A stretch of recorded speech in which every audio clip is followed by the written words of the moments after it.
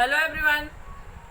पिछले वीडियोज में या पिछले लेसन में हमने पढ़ा, पहले हमने भाषा पढ़ी, व्याकरण पढ़ा। व्याकरण क्या है, भाषा क्या है, वर्ड का है क्या है, जो कि भाषा की शुरुआत वर्ड से ही होती है। वर्ड विचार हमने देखा। फिर हमने शब्द विचार पढ़े कि शब्दों का निर्माण कैसे होता है, शब्द कैसे बनते हैं। अब हम उसी को आगे बढ़ाते हुए शब्द निर्माण को ही नेक्स्ट लेसन पढ़ेंगे। पिछले चैप्टर में जैसे हम पढ़े कि शब्द रचना के आधार पर शब्द के 3 भेद होते हैं, रूढ़, यौगिक और योग रूढ़। अब योग रूढ़, ये 3 प्रकार के जो शब्द होते हैं। रूढ़ शब्द अपने मूल रूप में ही वाक्य में प्रयुक्त होते हैं और भाषा का अंग बनते हैं। यौगिक और योग रूढ़ शब्द अपने नाम के अनुरूप अन्य शब्दों अथवा शब्दांशों के योग से बनते हैं। मुख्य रूप से शब्दों की रचना 3 प्रकार से होती है, ये हम इस लेसन में देखेंगे। मूल शब्द पर ये तीनों क्या है, ये अभी हम देखते हैं। मूल रूप से शब्दों की रचना किन 3 प्रकार से होती है। मूल शब्द के पहले शब्दांश के योग से अर्थात उपसर्ग से जोड़कर। यही आपका आज का अध्याय है। उपसर्ग क्या है, इसके बारे में जानेंगे, कैसे जुड़ता है, इसका अर्थ क्या होता है, ये जानेंगे। तो पहले रचना जो होती है शब्द की, पहला जो निर्माण होता है, पहला उसका यही है कि मूल शब्द के पहले शब्दांश के योग से अर्थात उपसर्ग से जोड़कर। कोई भी जो शब्द होता है उसके आगे हम जो शब्दांश लगाते हैं, ऐड करते हैं, उसी को उपसर्ग कहते हैं। और उसको जोड़ने से शब्द का अर्थ में विशेषता उत्पन्न होती है, या कभी कभी शब्द का अर्थ ही बदल जाता है, उसका रूपांतरण हो जाता है। दूसरी प्रकार है, किस प्रकार से होती है। मूल शब्द के अंत में शब्दांश के योग से बनता है, तो इसको क्या कहते हैं, इसको प्रत्यय कहते हैं। जो शब्द के अंत में जुड़ता है वो प्रत्यय होता है। तीसरी प्रकार की रचना किस प्रकार से होती है। 2 शब्दों के योग से अर्थात संधि समास या दुरुक्ति द्वारा।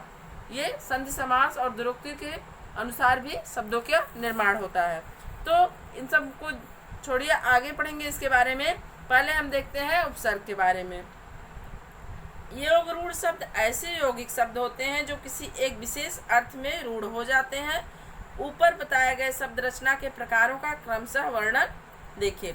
उपसर्ग, अब उपसर्ग हम देखेंगे। उपसर्ग है क्या, वे लघुत्तम शब्दांश जो अन्य शब्दों के शुरू में जुड़कर उनके अर्थ को बदल देते हैं, उपसर्ग कहलाते हैं। अर्थात उपसर्ग क्या हुए, वे शब्दांश, छोटे से शब्दांश होते हैं, बहुत छोटे शब्द होते हैं, जो किसी अन्य शब्द में जुड़ते हैं, उनके अर्थ में विशेषता या परिवर्तन लाते हैं, उनका परिवर्तित रूप आपको दिखाई देता है। जैसे एक छोटा सा उदाहरण देते हैं। आ है, उपसर्ग है। ये हार शब्द आप ले लीजिए। हार में आ उपसर्ग जोड़ देंगे। हार क्या है, हार मीन्स पराजय होती है मेन रूप से। हार मीन्स माला भी होती है, 2 मतलब होते हैं हार के। लेकिन यहाँ पे जब हार है, हार में आ उपसर्ग जोड़ दिए तो क्या हो जाएगा, आहार। आहार मीन्स क्या होता है, भोजन। अगर यहीं पे प्र उपसर्ग जोड़ देंगे हार में आप, तो प्रहार। प्रहार मीन्स क्या होता है, हमला करना, चोट पहुंचाना।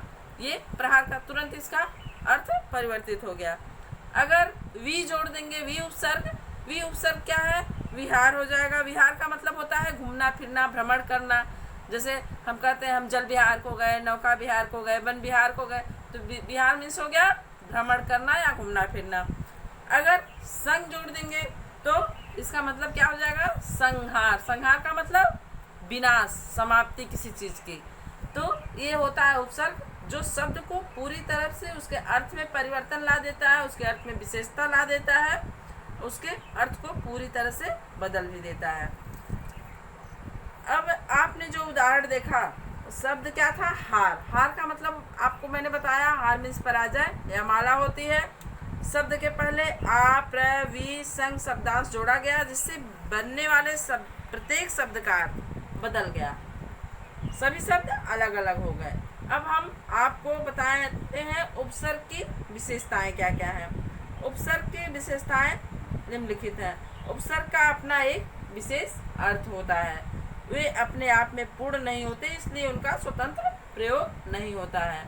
जैसे अभी आपने देखा अ, प्र, बी, संग। ये अगर हम अलग से बोलेंगे तो इनका कुछ खास अर्थ नहीं होता है, इसलिए इनका स्वतंत्र प्रयोग नहीं होता है। आ हम बोलेंगे तो इसका कोई मतलब नहीं होगा, इसलिए वी बोलेंगे, प्र बोलेंगे तो इसका मतलब कुछ नहीं होता है, इसलिए स्वतंत्र रूप से इनका प्रयोग नहीं किया जाता है, किसी शब्द के साथ ही जुड़कर अपना महत्व प्रकट करते हैं। इस प्रकार शब्द का अर्थ बदल जाता है, इनके जुड़ने से शब्द का अर्थ बदल जाता है। उपसर्ग को 3 भागों में बांटा गया है। ये तो हो गई उपसर्ग की विशेषता। अब हम इसके विभाजन को देखते हैं, कितने भागों में बांटा गया है इनको। उपसर्ग को 3 भागों में बांटा गया है।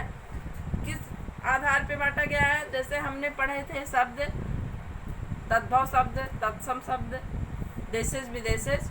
तो विदेशेस मीन्स वही शब्द होते हैं जो आगत शब्द होते हैं। तो यहाँ पे कितने प्रकार के उपसर्ग हैं?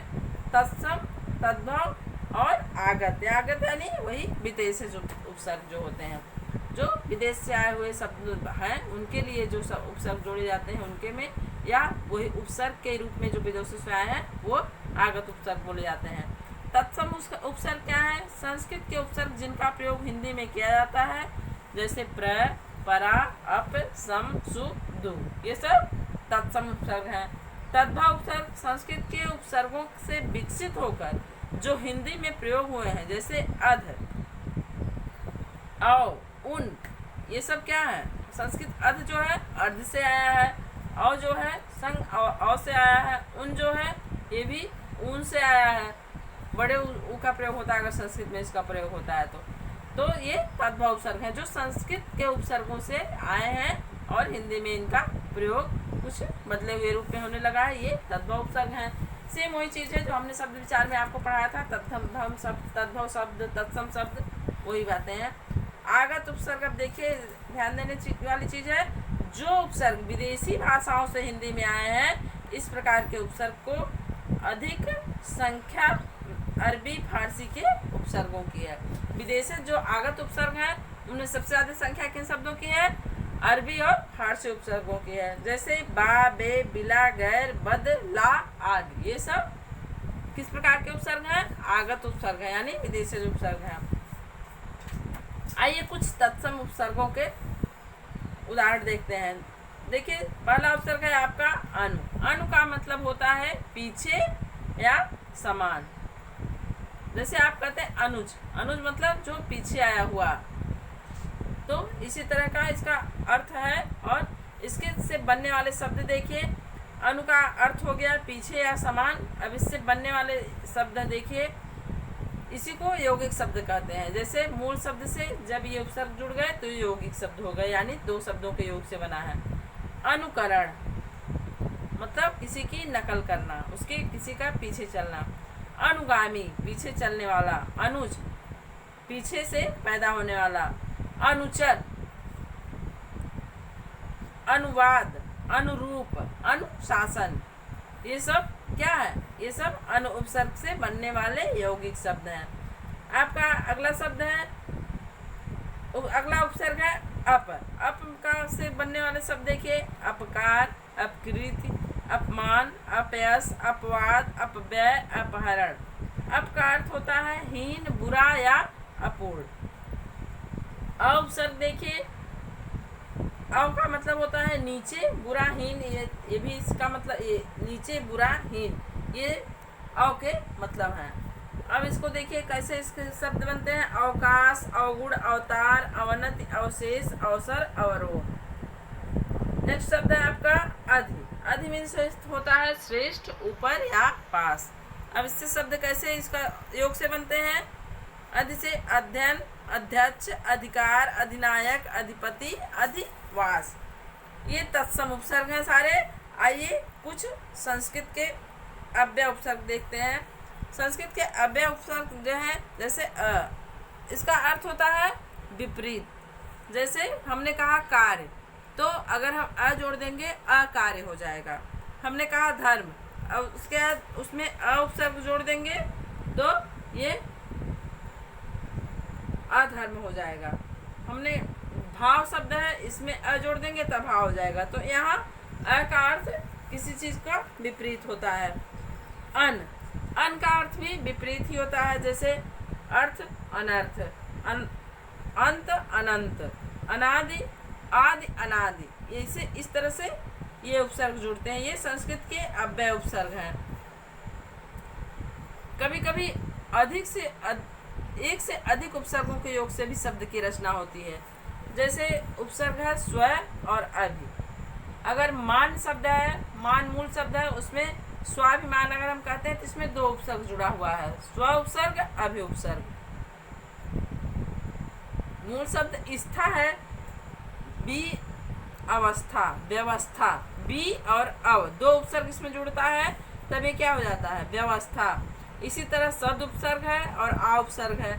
इसको 4 से अगर हम जोड़ेंगे, 4 मूल शब्द जो कि एक संख्या होती है, तो ये सदाचार हो जाएगा। और इसी को अगर एक बी उपसर्ग, अ उपसर्ग, ये हार शब्द से जोड़ेंगे तो क्या बनता है, व्यवहार यानी आचरण। अब हम कुछ तद्भव उपसर्गों को देखते हैं। जैसे तद्भव उपसर्ग में अ शब्द, इसमें भी तद्भव में भी अ आता है। इसका मतलब होता है अभाव या निषेध। जैसे अचर, अजर, अमर, अथा, अटल, अछूत। अध का मीन्स होता है यहाँ पे आधा, अभी मैंने बताया था, अर्ध से अध तद्भव उपसर्ग बना है। अध कचरा, अध पका, अध खिला, अध मरा। उन मीन्स होता है कम। जैसे हम पढ़ते हैं, गिनती पढ़ते हैं, 50 होता है, तो उससे जब एक कम हम पढ़ते हैं, हम 47, 48 पढ़ते जाते हैं, लेकिन जब 50 गिनती से एक कम पे आते तो हम 49 बोलते हैं। उसी तरह 30 से पहले हम 29 बोलते हैं, यानी 30 से कम 29 हो गया। या 20 के पहले बोलते हैं 20 से कम 19। अगर हम इसको संस्कृत में बोलते हैं तो 19 बोलते हैं, यानी 20 से एक कम। यहाँ पे हम उसको 19 कह देते हैं हिंदी में, 19 को। तो ये भी इसका मतलब होता है कम। फिर दु है, ये भी एक तद्भव उपसर्ग है। इस दु का मतलब होता है हीन। जैसे दुबला, दुर्बल, इस तरह के शब्द होते हैं। फिर ती का मतलब होता है तीन। जैसे तिकोण, तिपाई, तिमाही, तिराहा, तिराही, त्रिकोण, ये सब जो होता है ये त्रि से बना हुआ, त्रि तत्सम उपसर्ग है, इसी से तीन बना हुआ है तद्भव उपसर्ग। ये तद्भव उपसर्ग कुछ आपके हो गए। अब हम कुछ आगत उपसर्गों को भी देख लेते हैं। आगत उपसर्ग क्या? आगत उपसर्ग वो उपसर्ग होते हैं जो कि विदेश से आए हुए शब्दों से जो उपसर्ग आए हैं, विदेशों से, विदेशी भाषाओं के जो शब्द हैं, जो उपसर्ग शब्द हैं, उन्हें आगत उपसर्ग कहते हैं। जैसे कम है, कम मीन्स क्या होता है, कम मीन्स होता है थोड़ा। तो कम अंक, कम वक्त, कमजोर, ये सब जो शब्द हैं ये आगत उपसर्ग से बने हैं, यानी ये उर्दू और फारसी भाषाओं के शब्द हैं। कम सिन, कम वक्त, कमजोर, कम अंक, कम मीन्स थोड़ा होता है, तो ये आगत उपसर्ग है। दूसरा है गैर। गैर माने बिना या उल्टा होता है। जैसे गैर कानूनी, गैर मुनासिब, गैर मुमकिन, गैर मुल्क, गैर हाजिर, ये सब गैर उपसर्ग से बना है। दर मीन्स होता है में।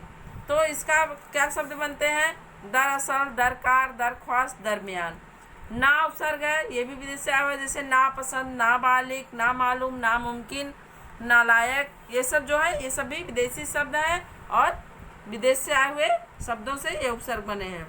ब है, बखूबी, बदस्तूर, बदौलत, बहैसियत, जैसा कि सुनने में ही आपको लग रहा है ये यार उर्दू फारसी के शब्द हैं। उसी तरह बद है, ये भी उर्दू फारसी के शब्द हैं, तो इनके शब्द हैं बद इखलाक, बदकिस्मत, बदचलन, बदनाम, बदबू, ये सब भी आगत उपसर्ग से बने हुए हैं। फिर है बे मीन्स बिना या रहित।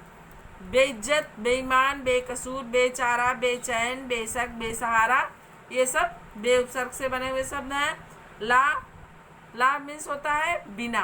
जैसे हम कहते हैं ला इलाज, यानी बिना इलाज की बीमारी है, इसका जो इलाज नहीं हो सकता है।